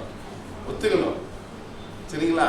ஒரு 4 டைப் ஆஃப் பீப்புள், ஒரு 4 சம்பவம் உங்களுக்கு நான் சொல்ல போறேன். சம்பவத்தை புரிந்து கவனிங்க. உலகத்துல நடந்தது. ஜெர்மானியர்கள்ல அமிஸ் பீப்புள்னு ஒரு குரூப் இருக்காங்க. அமிஸ். இந்த அமிஸ் பீப்புளோடைய இது ஒரு சின்ன ஒரு குழு மாதிரி, ஒரு கிராமத்தில் இருக்கிற ஜனங்கள் மாதிரி ஜெர்மனில். அப்போ அவங்க என்ன பண்ணுவாங்கன்னா, ஒரு ஸ்கூல் வச்சுருக்காங்க. கிறிஸ்தவங்க இவங்க ஒரு ஸ்கூல் வச்சுருக்கிறாங்க, ஒரு சின்ன ஸ்கூலு. அந்த ஸ்கூல்ல போதனையே என்ன அப்படின்னா, நம்ம இதுல இந்த அமீஸ் குரூப்ல யாராவது தப்பு செஞ்சாங்கன்னா நம்ம அவங்கள தண்டிக்க கூடாதுப்பா, இதுதான்ப்பா நம்மளுடைய பாலிசி அப்படின்னு சொல்லிட்டு போதிக்கிறது தான் யாருடைய மரபு அப்படின்னா அந்த அமீஸ் பீப்புளுடைய மரபு. தப்பு செஞ்சா என்ன பண்ணக்கூடாது, தண்டனை கொடுக்கக்கூடாது, அது வேற மாற்று வழியில் அதை அந்த காரியங்கள் நம்ம அப்ரோச் பண்ணணும் அப்படின்னு சொல்லிட்டு அவங்க முடிவு பண்ணியிருக்காங்க. இப்படி இருக்கும்போது அங்கே ஒரு ஒரு நடக்கக்கூடாத ஒரு சம்பவம் நடந்துச்சு. என்ன நடந்துச்சு அப்படின்னு பார்த்தீங்கன்னா, ஒரு வழக்கமாக அந்த பால் போட்டுட்டு இருக்கிற ஒரு ஆள் பேர் சார்லி அந்த ஊரில். ஆக்சுவலாக அவன் என்ன பண்ணான், ஒரு நாள் திடீர்னு கன் எடுத்துகிட்டு போய் அந்த ஸ்கூலில் தான் அந்த ஸ்கூலில் போய் ஒரு 10 பிள்ளைகளை கொண்டு விட்டான்.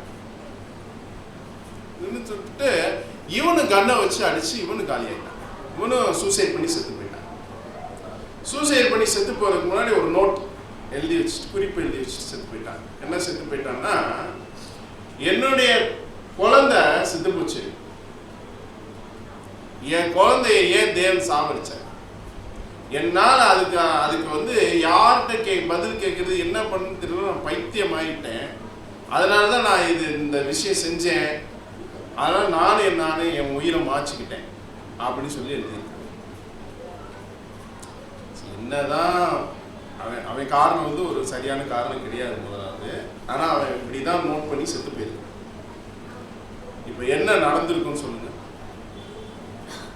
10 பேர் குடும்பம் இந்த மனுஷனை எப்படி யோசிச்சிருப்பாங்க யோசிச்சு பாருங்க. ஆனால் அமீஸ் பீப்புள் என்ன பண்ணினாங்க அப்படின்னா, எல்லாரும் அவங்க வீட்டுக்கு போறாங்க. யார் வீட்டுக்கு? இந்த கொன்னா இல்லையா அவங்க வீட்டுக்கு. இந்த பிள்ளைகளுடைய ஃபேமிலி, இப்ப இறந்த பிள்ளைகளுடைய ஃபேமிலி போய் யாருக்கு ஆறுதல் சொல்லிட்டு இருக்காங்க? பொண்ணை வீட்டுக்கு போய் ஆறுதல் சொல்லி விடுங்க, ஏதோ நடந்து போச்சு, நீங்களும் அவரும் செத்து போயிட்டாரு, நீங்களும் வந்து ஒன்றும் நினைக்காதீங்க அப்படி சொல்லி பேசு. இது எங்க நடக்குது? உலகத்துல நடக்குது, அமீஸ் பீப்புள்கிட்ட நடக்குது. இப்ப அந்த அம்மா ஒண்ணுமே புரியல. அந்த அம்மா தகச்சிருச்சு. யாரு? அவங்க ஒய்ஃப். என்ன நடக்குதுன்னே தெரியல அவங்களுக்கு. என்ன எல்லாரும் அடிக்க வருவாங்க, அந்த மாதிரி ஒரு ஃபியர்ல இருப்பாங்க அவங்க. அவங்ககிட்ட போய் நீங்க ஒன்றும் கவலைப்படாதீங்க, விடுங்க, உங்க பிள்ளைகளை, நம்ம எல்லாருமே ஒரு குடும்பம் தான், அப்படிலாம் பேசினா எப்படி இருக்கு? ரெண்டாவது ஒரு ஸ்கூல் அட்டாக் தான். ஒருத்தர் போய் என்ன பண்ணினா அப்படின்னு பார்த்தீங்கன்னா, ஒரு ஹெட்மாஸ்டர், பிரின்சிபாலு, டீச்சர்ஸு ஒரு 10 ஸ்டூடெண்ட்டை கொண்டுட்டான். இதே மாதிரி தான் அவனும் செத்து போயிட்டான். சரிங்களா? இன்னொரு சம்பவம் இதே மாதிரி சம்பவம் தான்.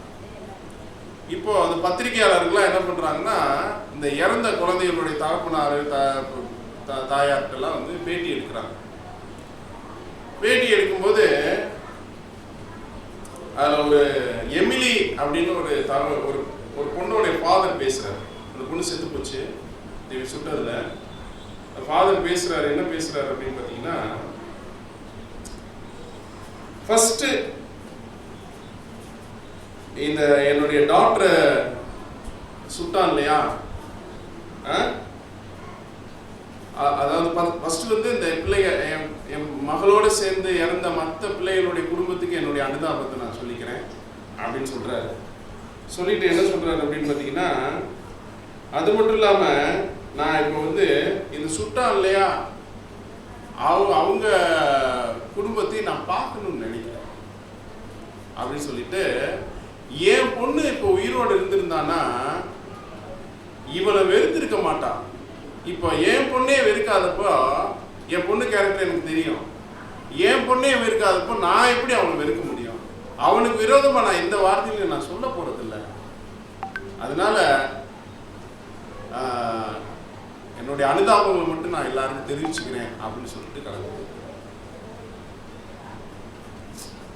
அப்ப பாருங்க, இதை விட ஒரு முக்கியமான விஷயம், ஒரு சின்ன பிள்ளை, இன்னொரு சின்ன பிள்ளை, அந்த பிள்ளை வந்து இதான் அந்த பொண்ணு.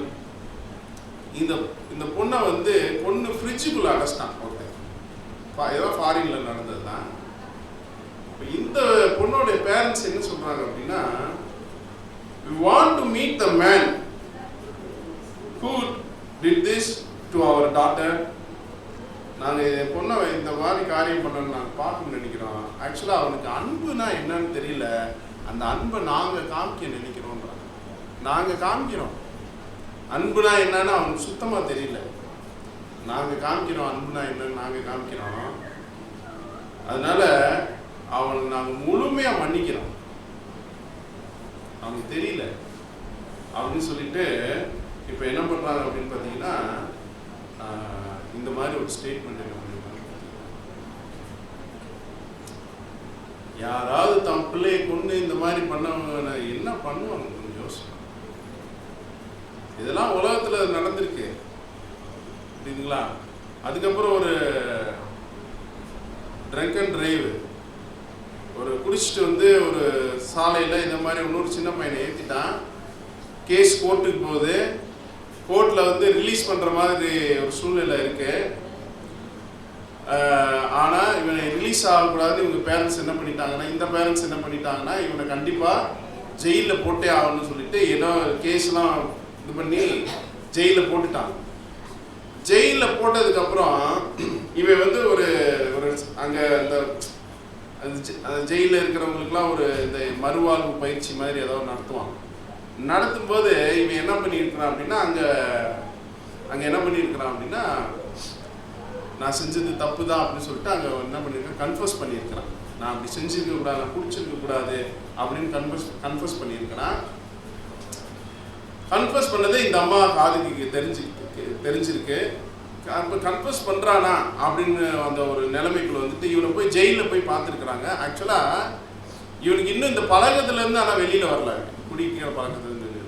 இவங்க போய் இந்த பையனோட அம்மா போய் பைபிளை கொடுத்து படிக்க வச்சு என்ன சொல்லியிருக்காங்கன்னா, அவனை மன்னிச்சிட்டேன்ப்பா அப்படின்னு சொல்லியிருக்காங்க. அப்போ ஃபேமிலியில் ஒரு மெம்பர் ஆகிட்டான். அதுக்கப்புறம் ஃபேமிலியில் மெம்பர் ஆகி இவன் வந்து ஆண்டவரை ஏற்றுக்கிட்டான் அப்படின்னு சொல்லிட்டு அங்கே ஒரு என்ன சொல்லுங்க. ஸோ உலகத்திலேயே இத்தனை பேர் ஆக்சுவலாக நிறையா பேர் வந்து அழுதெல்லாம் சாரி கேட்பாங்க, ஆனால் திருப்பி அதே தவறு கொண்டு போயிடும். ஆக்சுவலாக இப்போ பேதுரு மன்னிப்பு கேட்டாரு, அழுதாரு. யார் அழுதா? யூதாசும் என்ன பண்ணார்?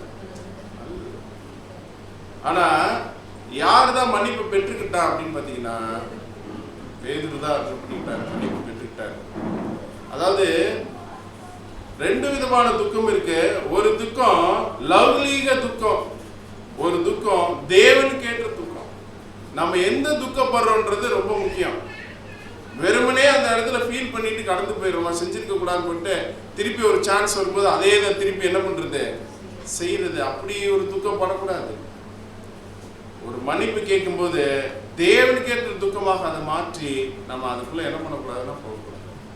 இவனுக்கு ஒரு துக்கம் இருந்துச்சு இந்த கேரக்டருக்கு, ஆனா குடிப்பழக்கத்தை அவனால என்ன பண்ண முடியல.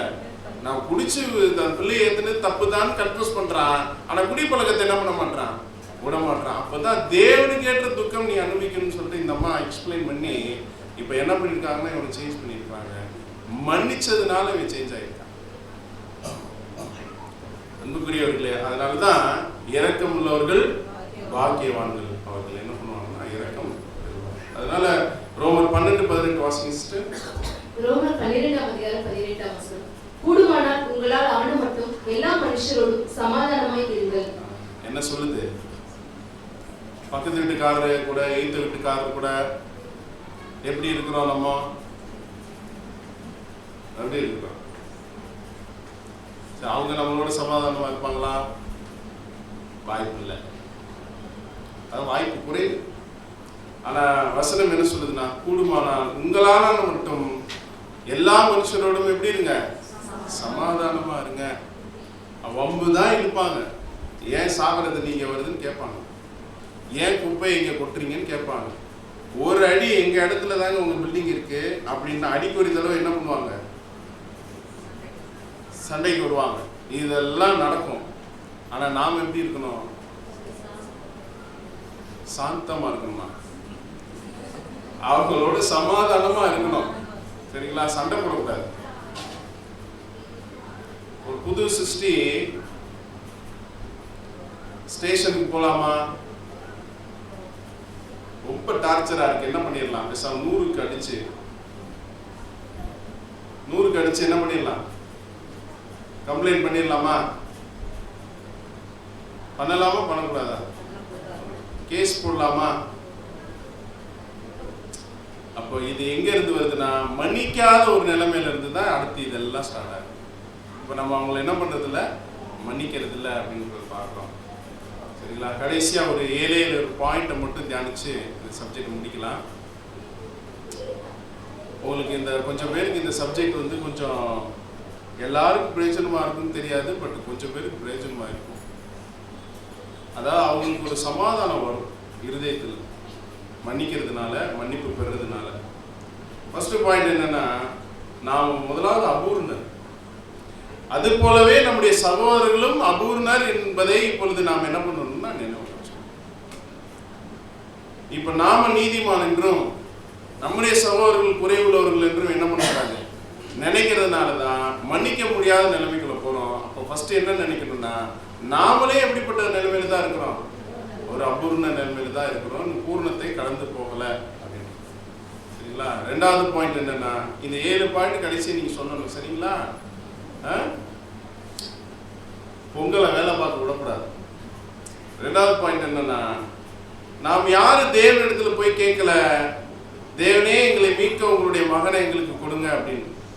நாம கேட்காமலே தன்னுடைய குமாரனை நமக்காக கொடுத்த தேவனை போல நாமும் நம்முடைய சகோதரர்கள் அவர்கள் கேட்காமலே என்ன பண்ணணும், மன்னிக்க வேண்டும். உங்களுக்கு இதுல ஏதாவது டவுட் இருக்கா? டவுட் இல்லை இல்லையா? கேட்காமலே என்ன பண்ணிடலாம், மன்னிச்சிடலாம். சரிங்களா? மன்னிக்கிறதுனா என்னது? மறக்கிறது. அப்ப என்ன சொல்லக்கூடாது அவர்கிட்ட, அன்னைக்கு ஒரு நாள் நீங்க மன்னிச்சேன் போனா போதும் அப்படின்னு என்ன பண்ணக்கூடாது, சொல்லக்கூடாது. புரியுதுங்களா? மூணாவது, பாவத்தையும் பாவியும் பிரித்து பார்க்க நமக்கு தெரிஞ்சிருக்க வேண்டும். ஆக்சுவலா அவர் செய்யறதை தான் வெறுக்கணுமே தவிர அவரை நம்ம என்ன பண்ணக்கூடாது, வெறுக்கக்கூடாது. இப்ப வந்து ஒருத்தர் டாஸ்மார்க்கு வேலைக்கு போயிட்டார். யாரு? நம்ம சகோதரர் தான். சரிங்களா? எங்க வேலைக்கு போயிட்டாரு? டாஸ்மார்க் வேலைக்கு போயிட்டாரு. இப்ப யாரை வெறுக்கணும்? டாஸ்மார்க்கை நான் வெறுக்க வேண்டும். நான் டாஸ்மார்க் வெறுக்க வேணாம், அவரை டாஸ்மார்க்கு வெறுக்க சொல்லணும். ஆனா அவரை நாம என்ன பண்ணணும், நேசிக்கணும். எப்படி ஆயிடும்னா, சத்தியம் படிச்சாரு, எங்க போய் வேலை பார்க்கறாரு, டாஸ்மார்க் வேலை பார்க்கறாரு, யாரை வெறுத்துடக்கூடாது, சகோதரர் எடுத்துறாரு. அவரை கூப்பிட்டு, பிரதர் நீங்க செய்யற இந்த காரியம் சரியில்லை, இதை நான் தேவன் வெறுக்கிறாரு, இதை நாங்களும் வெறுக்கிறோம், நீங்களும் இந்த காரியத்தை என்ன பண்ணிருங்க, வெறுத்துருங்கன்னு சொல்லணுமே தவிர சகோதரரை வெறுக்க கூடாது.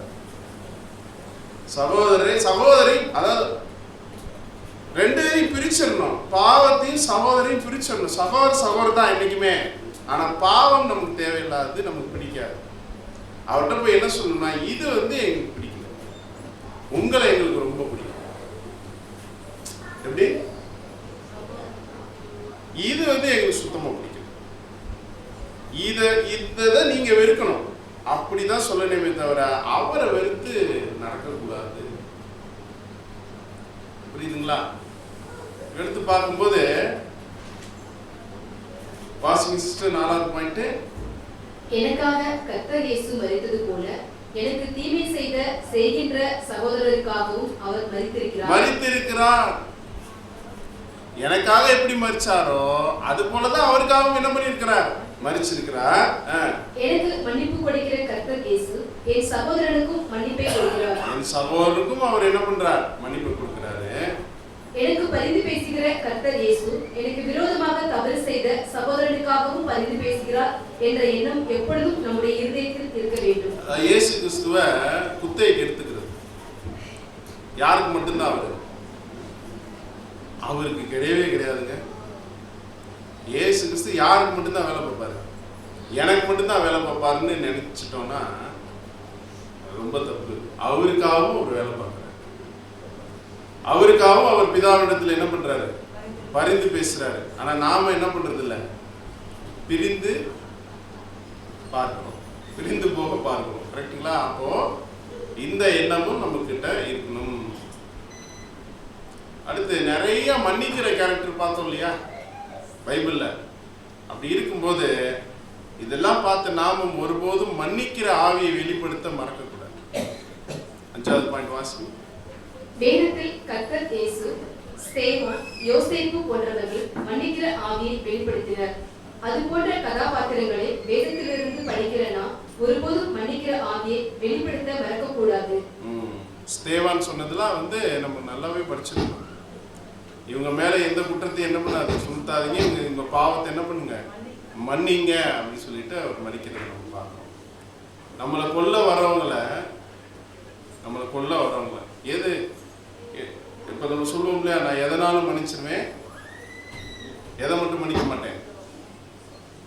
துரோகம் என்னன்னா நம்ம பேரை கெடுத்து வச்சிருப்பாங்க. கரெக்டா? அதுதான் என்னது, நம்ம கூட நல்லா பழகுவாங்க, ஆனா நமக்கு பின்னாடி போய் என்ன பண்ணியிருப்பாங்க, பேசியிருப்பாங்க. இதை மட்டும் நம்மளால என்ன பண்ண முடியாது, மன்னிக்கணும். இதையும் என்ன பண்ணணும், மன்னிக்கணும். ஸ்தேவான் போல, ஸ்தேவானை கொன்றதுக்கு தானே என்ன கொன்று கல்லெறிச்சாங்க இல்லையா? இப்ப நம்ம எல்லாம் கல்ல எறிகிறாங்க, ஆனா எறிகிறாங்க அது வேற மாதிரி கல். நம்ம பேரெல்லாம் என்ன பண்றாங்க, டேமேஜ் பண்றாங்க. இப்போ டேமேஜ் பண்றாங்கன்னு தெரிஞ்சதுக்கு அப்புறமும் நாம அவங்களை என்ன பண்ணி தான் ஆகணும், மன்னிச்சு எப்படினாலும் மன்னிக்கணுங்க. இவ்வளவுதாங்க பாயிண்ட். புரியுதுங்களா? மன்னிச்சா யாருக்கு நல்லது, நமக்கு தான் நல்லது. ஏன் அப்படின்னா இது 6வது பாயிண்ட் சொல்லுது, இது தீமையினுடைய அனுமதியின் காலம். தீமை தேவன் என்ன பண்ணியிருக்கார், அனுமதிச்சிருக்கிறார். நன்மை மாத்திரமே வாசம் செய்யக்கூடிய பூமி இன்னும் உருவாகல. நன்மை மாத்திரமே வாசம் செய்யக்கூடிய காலத்தில் நாம இல்லை. அதனால நாம் மன்னிக்கிற ஆவியுடையவர்களாக தான். கடைசி பாயிண்ட் என்ன அப்படின்னு பார்த்தீங்கன்னா, முக்கியமான பாயிண்ட் வாசிக்கலாம் சிஸ்டர். என் சகோதரர்கள், எனக்கு ஏற்படுத்தும் வேதனைகள் அனைத்துமே எனக்கு வெறும் பாரங்களே அல்லது எனக்கு வெறும் வேதனை மாத்திரமே கொடுக்கும். என் சகோதரர்கள் எனக்கு ஏற்படுத்தும் வேதனை அனைத்தும் வெறும் பாரங்கள் அல்லது வேதனை கொடுக்கும். ஆனா என் ஜீவனை அது ஒன்றும் செய்ய முடியாது. கரெக்டா இல்லைங்களா? ஆனா எனக்கு எதிராக பேசக்கூடிய சகோதரிக்கு அது ஜீவனை இழக்கக்கூடிய பாதிப்பை உண்டு பண்ணும். அதாவது உங்களுக்கு நமக்கு எதிராக தான் ஒருத்தர் தவறு செய்யறாங்க. அப்படி தவறு செய்யும் போது எப்படி ஃபீலிங் ஆகணும் அப்படின்னா, ஐயோ அவர் ஜீவன் போதே, அவர் நித்திய ஜீவனுக்குள்ள போகவே முடியாது. எனக்கு எப்படி இருக்கானா, எனக்கு வலிதான், காயம்தான், ஆனா ஏன் ஜீவனுக்கு எந்த பாதிப்பும் இல்லை. நான் எங்க போயிடுவேன், பரலோகத்துக்கு போயிடுவேன், ஆண்டவரோட போயிடுவேன். ஆனா யார் போக முடியாது, எனக்கு ஒரு பாதிப்பு உண்டு பண்றாரு இல்லையா, அவரால் எங்க போக முடியாது அப்படின்னு ஒரு இரக்க மனப்பான்மை இந்த இடத்துல என்ன ஆகணும்னா, பாவம் இவரால் போக முடியாது. அந்த ஒரு இரக்கம் வந்துச்சுன்னா நிச்சயமா அவர் நாம என்ன பண்ணிடுவோம் அப்படின்னு பார்த்தீங்கன்னா மன்னிச்சு. அதை மன்னிக்கிறதோட மட்டும் இல்லாம அவர் ஆதாயப்படுத்துறதுக்கு அடுத்து என்னென்ன வேலை பார்க்கணுமோ அத்தனை வேலையும் பார்த்துருவோம். ஏன்னா நம்ம தான் மன்னிச்சிட்டோம்னா அவர் கிறிஸ்துக்குள்ள ஆதாயப்படுத்துறதுக்கு அடுத்து என்ன பண்ணணும் அப்படின்றது ஆட்டோமேட்டிக்கா என்ன ஆயிரும். வயசான தாத்தா பாட்டி எல்லாம் பார்த்துருக்கீங்களா? பார்த்துருக்கீங்களா? இவங்களுக்குள்ள சண்டை வந்திருக்காதா? வந்திருக்காதா? எத்தனை தடவை வந்திருக்கோம்? ஒரு கட்டத்துல எல்லாம் இந்த அம்மா விட்டு அவர் இருக்க மாட்டாரு, அந்த அம்மா விட்டு. அதாவது ஒரே ரூமுக்குள்ளதான் இருப்பாங்க, பேச்சுவார்த்தையில இருக்காது. ஆனா இவர் நினைக்கிறது அந்த அம்மா புரிஞ்சிடும். அந்த அம்மா நினைக்கிறத இவர் என்ன பண்ணிக்குவாரு, புரிஞ்சுக்குவார். அந்த அண்டர்ஸ்டாண்டிங்ல போயிடுவாங்க. இப்போ இங்க இருக்கிற ஒவ்வொருத்தையும் அந்த அண்டர்ஸ்டாண்டிங் போக முடியுதான்னு பாருங்க. அந்த அளவுக்கு நாம என்ன பண்ணணும், பழகணும். பிரதர் இப்படிதான் யோசிப்பாரு, இப்படிதான் நடந்துப்பாரு, இப்படிதான் நினைப்பாரு. இந்த அளவுக்கு என்ன ஆயிடணும் அப்படின்னு பார்த்தீங்கன்னா, ஒரு அண்டர்ஸ்டாண்டிங் என்ன ஆயிடணும், வந்துடணும். அப்போ எப்போதான் நடக்கும் அப்படின்னா, 100% முழுசா ஒருத்தருடைய தவறை மன்னிச்சிருந்தா தான் அது. இப்போ இந்த தாத்தா பாட்டி ஏதாவது மன்னிக்காம இவ்வளோ வருஷம் போய் இந்த புரிதலில் வர முடியுமான்னு கொஞ்சம் யோசிச்சு பாருங்க. செஞ்ச தப்பே செஞ்சிருக்க மாட்டாங்களா? ஒருத்தருக்கு விரோதமா ஒருத்தர் நிச்சயம் செஞ்சிருப்பாங்க. ஃபர்ஸ்ட் கல்யாணம் முடிச்ச உடனே இந்த தொடுதல் அதிகமாகும். அதுக்கப்புறம் பார்த்தீங்கன்னா பேச்சுகள் அதிகமாகும். அதுக்கப்புறம் பார்த்தீங்கன்னா பேச்சு குறைஞ்சிரும். சரிங்களா? ஆக்ஷன்ஸ் அதிகமாக இருக்கும். அதுக்கடுத்து ஆக்ஷன் குறைஞ்சிடும். ஆக்ஷன் இருக்காது, பேச்சு இருக்காது. ஆனால் 2 பேரும் எப்படி இருப்பாங்க, அப்படியே ஒரு மாதிரி. ஒரு கட்டத்தில் இந்த அம்மாவோ இல்லை இவரோ இறந்து போயிடுவாங்க. இறந்து போனதுக்கப்புறம் எத்தனை நாளில் இவங்க சாவாங்கன்னு நினைக்கிறீங்க?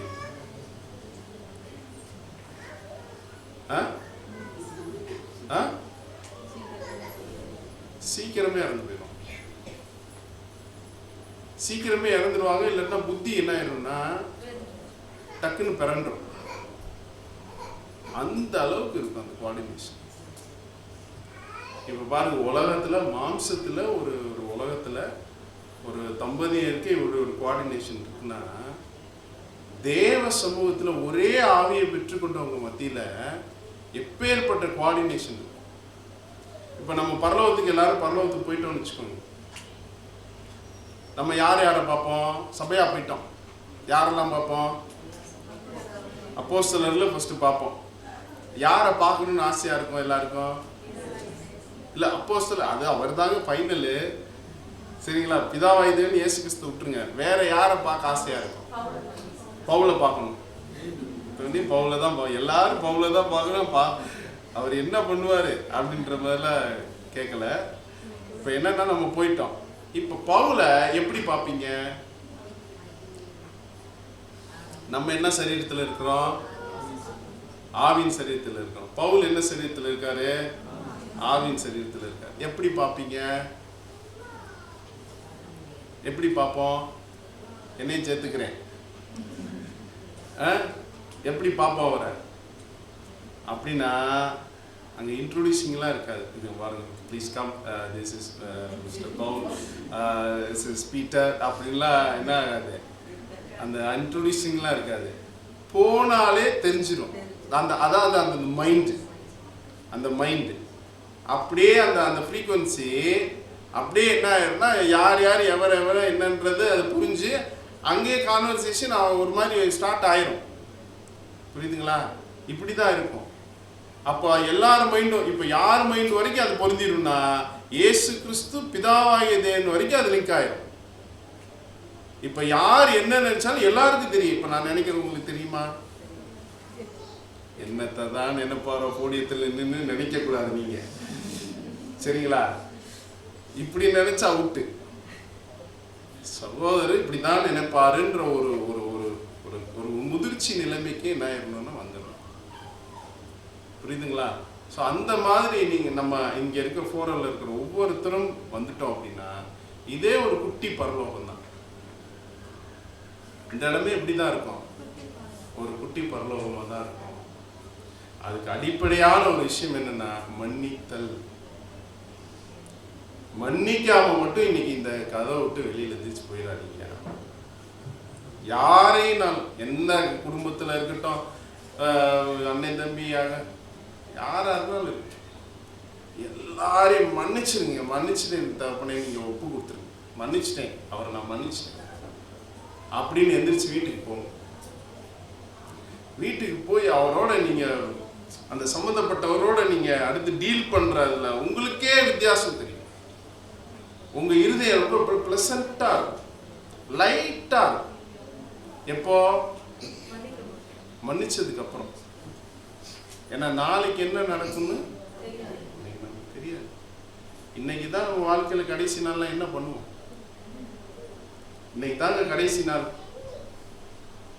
நாளைக்கு காலையில் 5 மணிக்கு இருக்க மாட்டீங்கன்னு வச்சுக்கோங்க, என்ன பண்ணுவோம்? சண்டை போட்டு கடைங்காரே அம்புட்டு வேறையும் கூப்பிட்டு வச்சு பரலோகத்துக்கு போகிறது கடைசி நாள் இன்னைக்கு தான் இருக்கு வாய்ப்பு. என்ன பண்ணலாம்?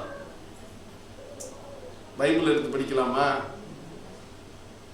முடிஞ்ச வரைக்கும் நம்ம என்ன பண்ணுவோம்? ஒப்புரவாக பார்ப்போம். அதுக்கப்புறம் ஆனா இதெல்லாம் எப்ப தெரியுமா இந்த மென்டாலிட்டிலாம் வரும்? அந்த மெமோரியல் சமயத்துல தான் வரும். மெமோரியல் சமயத்துல ஒரு பக்தி வரும் பாருங்க. அப்ப இந்த மன்னிப்பு பத்தி எடுத்தோன்னு வச்சுக்கோங்க, கண்டிப்பா இன்னைக்கு மன்னிப்பு நம்ம கேட்டே ஆகணும், இல்லை நம்ம கொடுத்தே ஆகணுன்ற மனநிலைக்குள்ள வந்துடுவாங்க. இந்த சீசன்ல கொஞ்சம் கஷ்டம். அப்படியா? சத்தியம் இதுதான் அப்படின்னா சரண்டர் ஆயிடும். புரியுதுங்களா? ஏன் அப்படின்னு பாத்தீங்கன்னா, இது கட்டளை. உங்களுக்கு இவ்வளவு நேரம் சொன்னது ஆலோசனை கிடையாது, கட்டளை. மன்னிக்கணும்ன்றது அவர் சொன்ன, இயேசு கிறிஸ்து சொன்ன கட்டளை. உங்கள் சத்துருக்களை சிநேகியுங்கள் அப்படின்னு ஆலோசனையா கட்டளையா? என்னது சொல்ல மாட்டீங்க? கட்டளை. புரியுதுங்களா? வாசிக்கலாம். லூக்கா 6:27-28.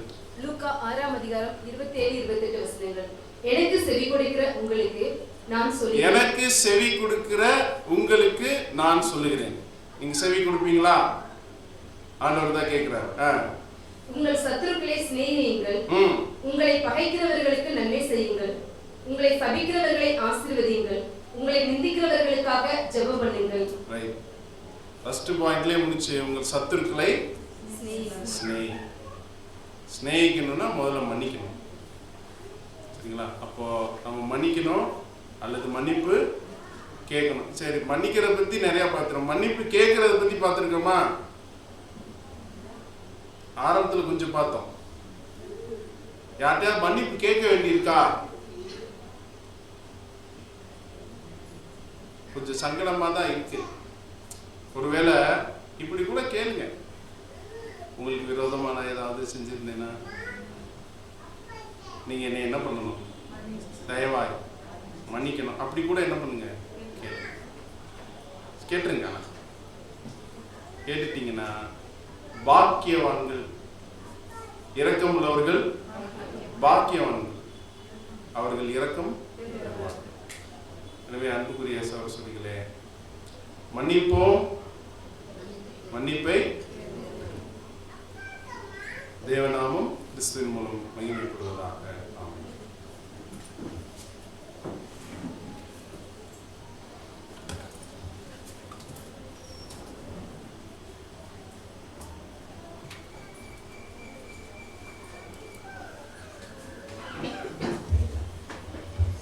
கிறிஸ்துவுக்குள் பிரியமாக அழைக்கப்பட்ட அன்புக்குரிய சகோதரர்களே, இந்த